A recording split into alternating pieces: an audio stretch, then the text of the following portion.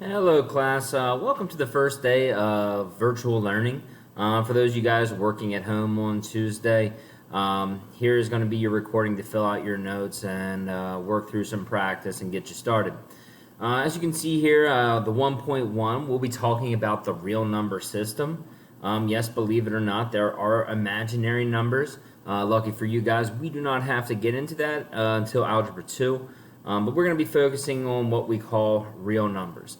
Now, on that activity that you guys did, hopefully you kind of got yourselves grouped into something that looks, splitting them up into what we call rational and irrational numbers.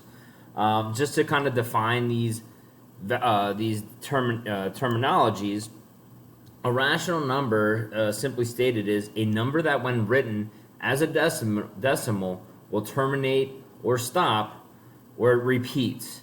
So what this is going to look like is any fraction you may see, 8 over 2, that simplifies to a number 4, that stops, that terminates. So that would be rational. Same thing with 1/3.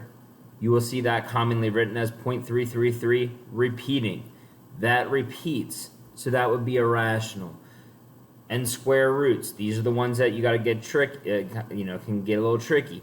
If the square root is a perfect square root, and when you simplify it, simplifies to a 5, well, that is a number that does stop.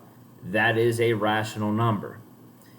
If we start looking at the opposite here, the irrational, well, this is pretty much any number that when it's written as a decimal does not terminate or does not repeat. So two of the examples we're looking at here would be like pi. Pi we know as a number 3.141592654. Well, this has no numbers that end up repeating. It does not terminate. We know that number goes on forever. The same thing we would see with the square root of 2. This is not a perfect square. And if you plug that into your calculator, you're going to see this endless string of numbers that never repeat. So when you look at irrational numbers, you're typically looking for pi, or any square root that is not a perfect one. Make sure you pause at this point if you need to copy any of this stuff to your page. All right, moving forward, there are different types of rational numbers. Okay, so now we're talking about if you identify it as rational, this does have 3 other subcategories. If you're looking at a natural number, these are kind of your most unique ones. These are just your counting numbers. And by counting numbers, I mean starting at 1, 2, 3, 4, 5, 6, going all the way to infinity. But the key here is a natural number has to start at 1, 2, 3, 4, and has to be something you count with. If you move to a whole number, well, the whole number is just kind of making this a little bit more widespread. So if you're looking at a natural number, and this now also includes 0.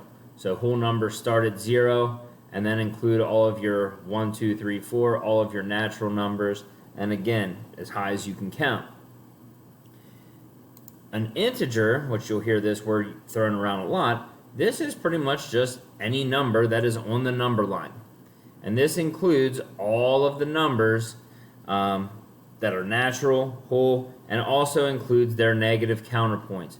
So if you look at these numbers down below, this would end up including any -3, -2, -1, 1, 2, 3, and this goes basically into infinity on both directions, and that would be an integer. All right, pause if you need to write these down. All right, what you'll see at the top of your note sheet is a graphic organizer. This is just to help kind of visualize how these numbers are set up. If you look down here at your natural numbers, 1, 2, 3, 4, they are included in your whole number, just like definition. So if it's a natural number, take this 2 for example, it is also a whole number. It is also an integer, and it is also rational. So any natural number would also include the whole integer rational. You can see that natural is embedded. Likewise, if you go to whole number, like 0, it would also be included in your integers, and this would also be included in rational and also be considered a real number. Is once you get up here to the numbers like integers, if you have a negative number, well, a negative number is an integer and it's rational, but you cannot see any negative numbers that you could call whole or natural. So it's kind of just like understanding that when you see your number, which categories does it fall in? So rational, this includes your fractions, this includes decimals that are repeating, any fraction that turns into a repeating value, any perfect square roots. But you can see something like these decimals, they would not be able to go back into out of your other categories. If we got technical with square root of 9, that would equal 3. Well, that would equal 3, that goes back. And we'll take a look at an example or two with that. And then over here you can see the irrational keys, irrational values. That's its own subcategory. So if you see a number like pi or a square root that is not perfect, that's irrational. That has no business crossing over here with any of your natural, whole, integers, or rational. So that's just hopefully kind of point out a little how that graphic organizer works.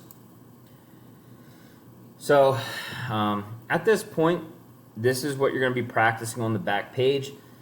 We are going to be classifying, because a lot of just these terminologies, classifying as natural, whole, integer, or rational or irrational, this is simply just learning definitions. So when you look at 35, and it may help to keep that little graphic organizer handy, where does that fall? So if you're looking at natural, 35, is that a counting number? Well, yeah, that's a counting number, right? It's positive, you can count to it. So that's going to make this natural. It's also going to be a whole number because whole numbers include natural. Same with integers. Integers are anything on the number line. 35 is on the number line. And it is rational. So the only one that 35 is not would be irrational. So this is going to be one that you could call this a natural number, a whole number, an integer, and rational. If you look at B, this is a -2. So take a second to think. Which one, where does this fall? Is it a natural number? Well, no, that doesn't include negatives. Neither do whole numbers. Integers are included, right? Integers have negative numbers. It's on your number line, which also would make this rational. Integer and rational. And if you look at 3/4, example C, where is that going to be? Well, fractions aren't included in natural. Fractions are not included in whole numbers. Fractions are not in integers. That's not on your number line. 3/4, that is equal to 0.75. So that number does terminate, which would make this a rational number only. And that's what we're going to be looking for as you complete the rest of the practice pages and the rest of the assignments today. Hopefully that explains everything you need. If not, make sure you can try to send any questions into the discussion prompt on the home page, or email me, or email your teacher, and work through that, and we'll kind of go over those questions later. Hopefully you guys come in tomorrow ready to go and understand what real numbers, rational, irrational, natural, whole, and integers. Good luck, and finish up the rest of your assignment. Thank you.